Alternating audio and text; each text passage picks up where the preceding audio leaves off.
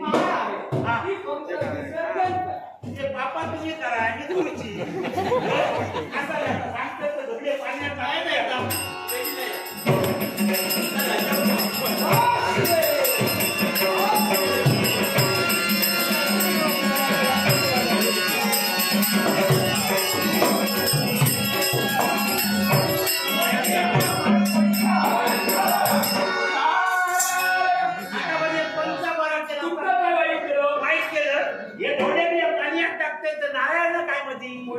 कोणी दिले होते आमच्याकडे बुवा इलो त्याला ओळखलं नाही हा तो माझा वैकुंठीचा नारायण काय सांगताय?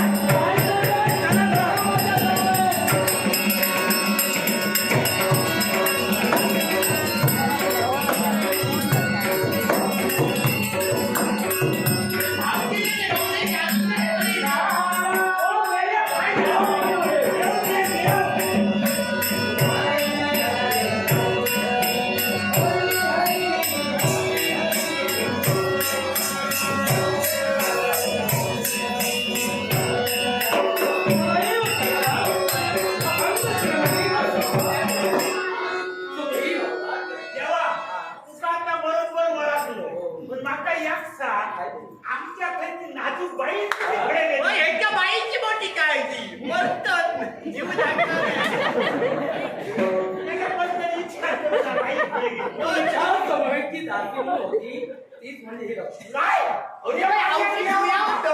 औषध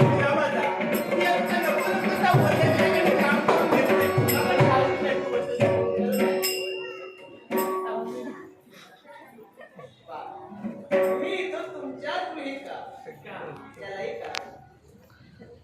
भगवन या माझ्या देवानं मला दिलेला शाप आणि तो शाप भोगत असताना आपल्या गृहीत दासी म्हणून मी वावरतो त्यामुळं तुम्ही तुमच्या जीवनात केला ते तुमचं कर्म आणि मी माझ्या जीवनात भोगले तुमचा शाप आवशी तू दासी म्हणून आमच्याच घरात कशी काही त्यालाही कारण लक्ष्मी खरी अपराधी तुमची आहे तुम्ही ते धान्य तोडला पिकवला ते धान्य या लक्ष्मीनं तोडलं आणि त्या धान्याला कवडीमोल म्हणलं म्हणजे शेतकऱ्यानं केलेल्या कष्टाची तिने चेष्टा केली अर्थात शेतकरी माझा भक्त म्हणून भक्तासाठी या लक्ष्मीला शेतकऱ्याचं जीवन कळायला म्हणून मीच शाप दिला आणि तो शाप भोगण्यासाठी तुमच्या गृही आली पण ज्यावेळी धान्य तोडलं त्याच वेळी त्या धान्याला या लक्ष्मीचा स्पर्श झाला म्हणून त्या धान्याला मी महत्व ठेवणार आहे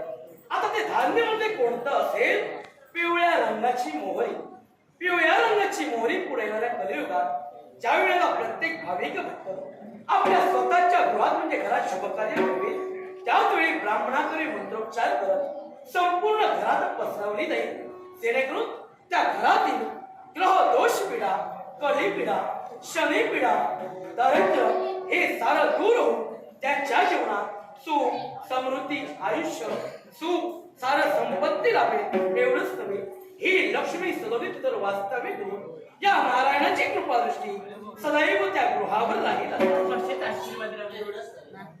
तर ज्यावेळी तुमच्या घरी मी दासी म्हणून वावरत होते त्यावेळी तुम्ही माझ्या हाती काम दिलात ते म्हणजे तुमच्या शेतातील ऊस वृक्षाची तोड करावी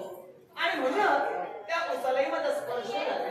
आणि त्या ऊसाचा तोड करत असताना मी पूर्वस्थितीस प्राप्त झाले त्या ऊसाच्या वृक्षालाही आम्हा दैवी तत्वात महत्व देणार आहे आणि ते महत्व कोणते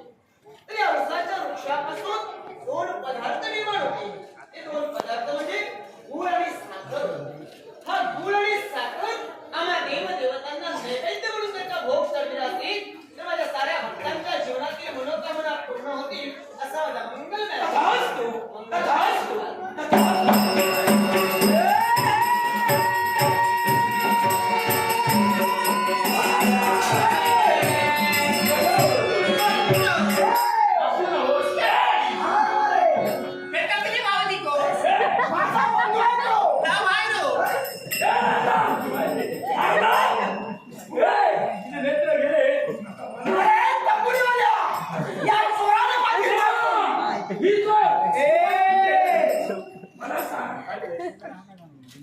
ही लक्ष्मी एक देवी हो दुसरी देवी को होला मी पत्र देईन पत्रा देवी